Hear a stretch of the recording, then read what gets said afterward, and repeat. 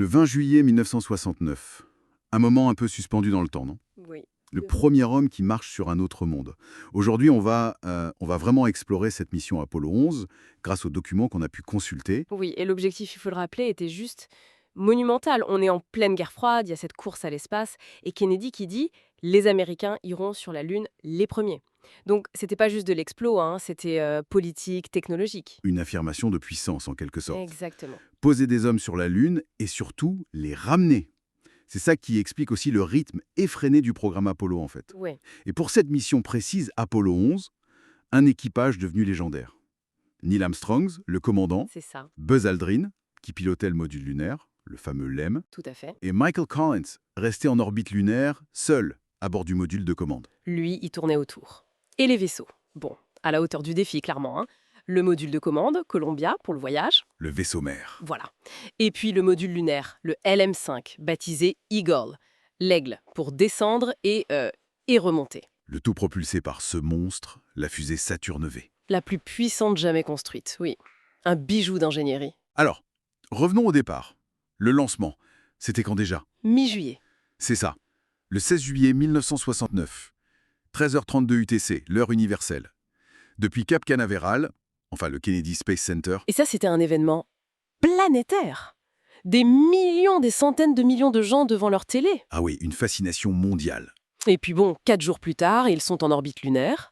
Et là, c'est le moment clé.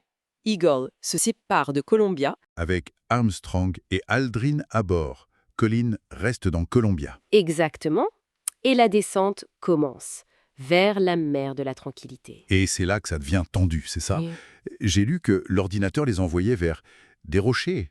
Ah oui, tout à fait. L'ordinateur de bord était surchargé d'alarmes et la trajectoire initiale menait droit à un cratère plein de cailloux. Pas idéal pour se poser. Oups. Donc Armstrong, il a dû reprendre les commandes en manuel. Il a cherché une zone plate tout en gardant un œil, et même les deux, sur la jauge de carburant qui descendait. Dangereusement. Le stress. Moins d'1 minute de carburant estimé quand il s'est posé. Finalement, il trouve un site convenable, 20h17 UTC. Et là, le fameux message. Houston, Tranquility Base here, the Eagle has landed. L'aigle s'est posé. On imagine le soulagement à Houston. Et partout dans le monde. Et quelques heures plus tard, le 21 juillet, vers 3h du matin, UTC, Le premier pas. le premier pas d'Armstrong. Et cette phrase, That's one small step for a man. One giant leap for mankind. Un petit pas pour un homme, un bond de géant pour l'humanité. Même si on débat encore s'il a dit a man ou juste man. C'est vrai. Peu importe, le symbole est là.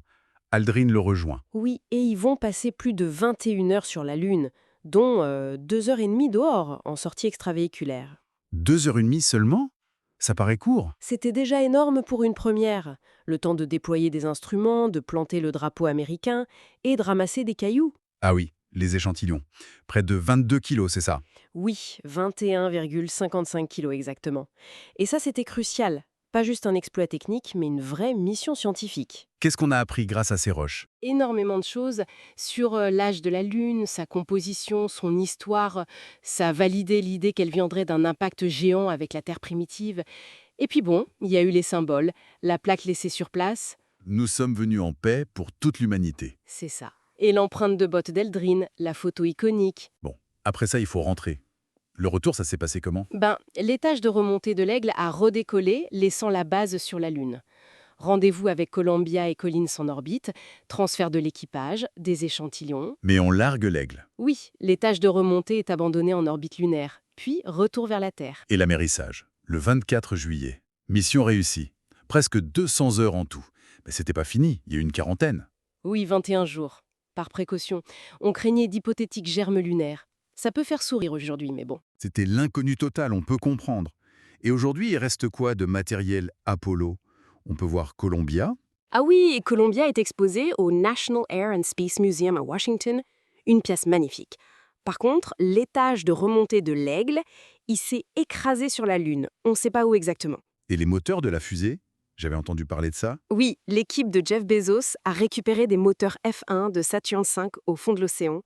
C'est assez incroyable, mais impossible de dire si ce sont ceux d'Apollo 11 spécifiquement. Fascinant. on peut pas finir sans dire un mot des théories du complot quand même. Le drapeau qui flotte, pas d'étoiles. Ah, le fameux Moon Hoax. C'est presque un hommage involontaire, non? L'exploit était tellement fou, tellement incroyable pour l'époque, que certains ont du mal à y croire. C'est vrai que ça dépasse l'entendement même aujourd'hui. Toutes ces théories ont été démontées scientifiquement, bien sûr, mais elles persistent un peu. Bon, pour résumer, Apollo 11, c'est vraiment un symbole. L'ingéniosité, la collaboration, la réalisation d'un rêve un peu fou. Un jalon dans l'histoire humaine, clairement. Ce qui nous amène peut-être à une dernière question. Oui, une question pour réfléchir un peu.